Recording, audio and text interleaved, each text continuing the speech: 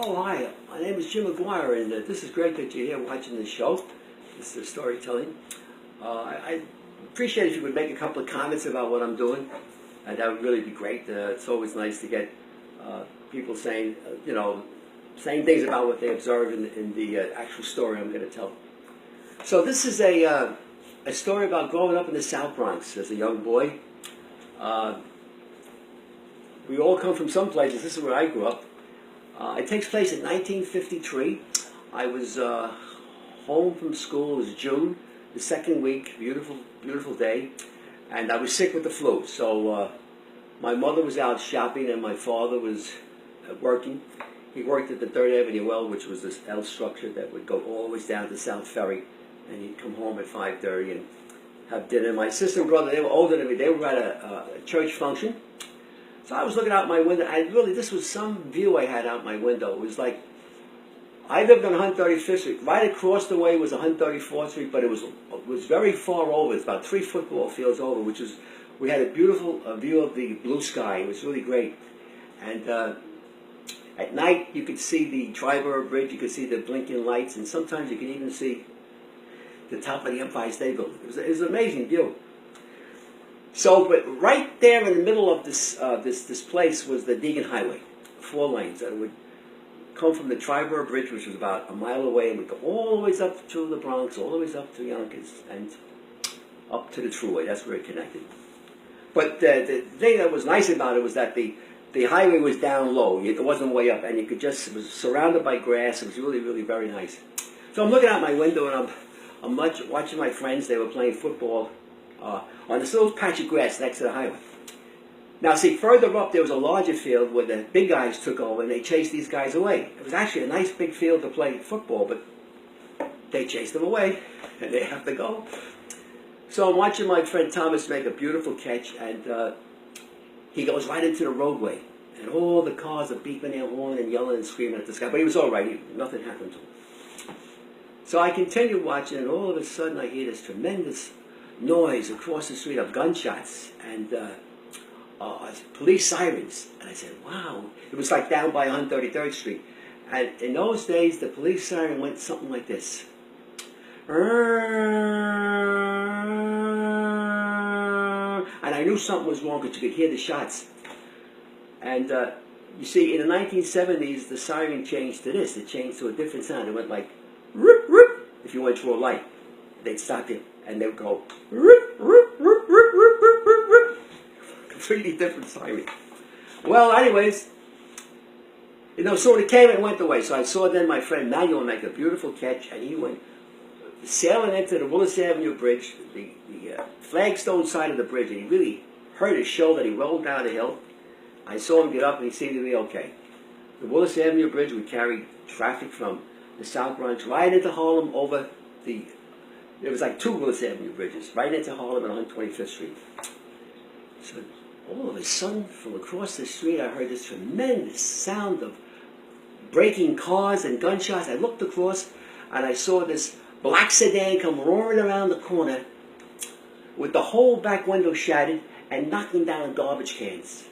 And inside were 4 young men turning around in their seats with guns out the window, and who comes roaring behind them around the same corner but a police car. NYPD police car.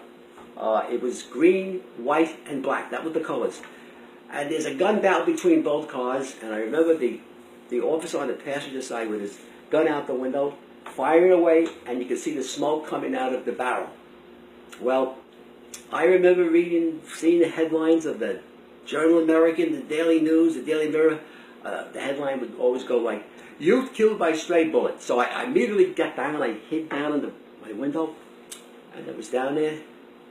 My cat was next to me, Minnie, and I almost knocked Minnie out the window, but she was all right. She hung in there. I wasn't down for 10 seconds when I heard this tremendous crash. I put my head up, and I saw the black sedan hit the pump hydrant, and the water exploded straight into the air, about 30 feet into the air, and all 4 men exited the car and started running.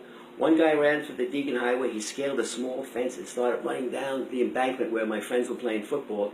The other 2 ran for the Willis Avenue Bridge, and the other fellow ran down 134th Street towards the 3rd Avenue Well. I guess he was going to try to get on a train and get away or something. Well, the cops pulled up. They both got out, guns drawn, and one guy fell in the water, this cop, and he went sliding across the street on his back, and he was soaking wet.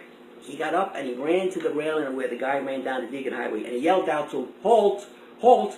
And he fired 2 shots. He got him in the legs, and the young man yelled out. I remember him yelling out. I could hear him, "Don't shoot! I'm shot! Don't shoot!" And he threw his gun into the air, and it landed on a passing motorist car, and everybody slowed down. All the cars and trucks slowed down.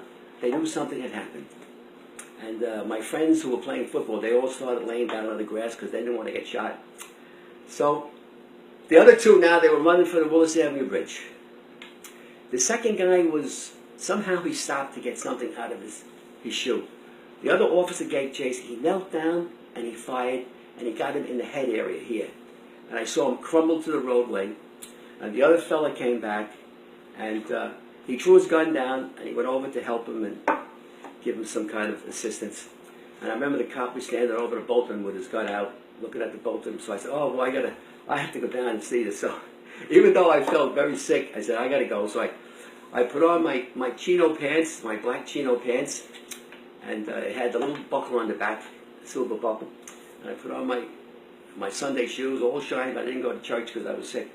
And I put on a nice dark blue T-shirt, and I headed down the street, and I went across the street, and I saw all the people from my neighborhood walking up to see what happened, actually running up there. So I started walking up the block towards the bridge, and I was walking underneath these sycamore trees, beautiful sycamore trees, about 15 of them going all the way up to the bridge.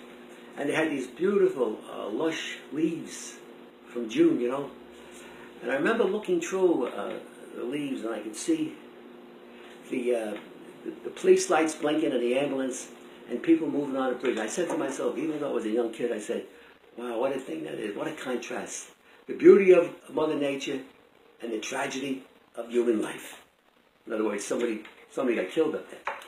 So when I finally got up there was about 40 people around this person's body, and I was moving my way towards the crowd to try to see what's happening, you know. And as I got there, they were covering up with a New York Police Department blanket. It was like light gray and green, and I was happy I didn't have to look at his injuries. I was very happy. So they covered him up, and I remember his hand was sticking out underneath the blanket, and he had on a bracelet, which was a silver nugget bracelet that we all had as young kids. You could buy them for $15, and on the front was a plate where you could put your name, Jimmy or Mary, and I said to myself, wow, look at this. Guy must be very young, you know. Who got killed? Very young, I said to myself. And then there was people around there making comments. I remember some people said, yeah, you carry a gun, you're going to get it. You can't have a gun, the cops will get you. And someone else was saying, oh yeah, he was very young who got killed. Very young man, I think, very young. And they were robbing gasoline stations in Manhattan. Oh yeah, they got what they deserved. They got what they deserved. So I sort of pulled myself away from that, and I started walking around the bridge. It was crowded with people on the bridge, police and, you know, regular civilian people. So I met my friend Thomas. I said, hey, Tom, that was a nice catch. He said, hey, Jimmy, lucky we didn't get shot by that. What was going on?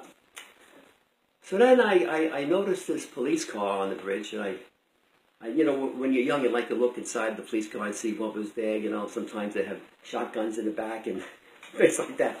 So I went over, and but there was a guy in the back seat. He was one of the fellows who were arrested, and he was like, I guess he was in handcuffs, and he had his head up against the window of the door, and he was crying his eyes out, looking over at the fellow under the blanket. So I said, gee, I don't feel like staying here. This is not too good. But at the same time, there was 2 detectives standing in front of the car with white shirts and ties, and they were making notes. And as I was walking away, one of them yelled out, hey, you! Hey? Yeah. Would you do something like this? And I blurted out, no, I go to Catholic school. I play basketball. I run track. Brother John. They both started laughing. I guess they thought it was humorous, but I was only trying to say that I'm a good kid. I wouldn't do nothing like this. Look what I do. I go to school. So Then they said to me, the cops, the detective said, well, the guy under the blanket's his brother. And I went, wow. And the other detective said, yeah, they were robbing gasoline stations in Manhattan. We caught up with them. I guess I saluted them. And I walked away, and I was walking around the bridge, and I met another one of my friends. We were talking, and I was really feeling kind of sick. I had the flu, and I decided to go home, so I walked to the corner of 135th Street. There was a squad car there with the radio on, and the cops were talking to some people. And I was ready to run across the street when I hear this voice across the street. Oh, Jimmy, Jimmy. It was my mother's Irish accent. She had just come back from shopping with her shopping cart. And I was so happy to see it because now I could tell them all about the shootout. These guys, oh, by the way, they all had these white shirts on. They were like short sleeve. They were like Hawaiian shirts with blotches of red, green, orange, yellow. I even had a shirt like that. It was amazing. And so I darted across the street. And if you ever heard the brakes in this car, oh my God, you could hear it all over the neighborhood. I felt so embarrassed. A green Mercury missed me by 2 inches. And the cop was yelling at me, you stupid idiot, you almost got killed. What's the matter with you? Oh my God, the way he yelled at me. And my mother's there, she said, see Jimmy, you're out, you shouldn't be out, you're sick, you shouldn't be out. Come on, let's go home. So I started walking down the block with my mom, and I was telling her all about the shootout, and the pump exploded into the air, the men running across the bridge, shooting, and the whole thing that went on. So the Hawaiian shirts they had. So I got down to our stoop where I was ready to go up the steps with her, and she reached out. I was going to help her with the car. She reached in, she pulled out 3 comic books from the cart, and one was Black Hawk, my favorite. The other was The Lone Ranger, and the other was Superman. They were Dell comic books, all brand new. I was so happy to get them. She always got me comic books when I was sick.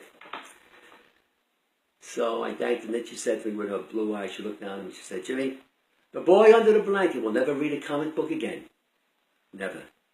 So don't ever do nothing wrong to the police. Did you see what happened to him? Do you see? And I said, yes, Mom, I do. I do.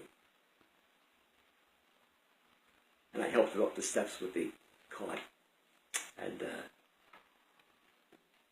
that's a Bronx tale. Thank you very much.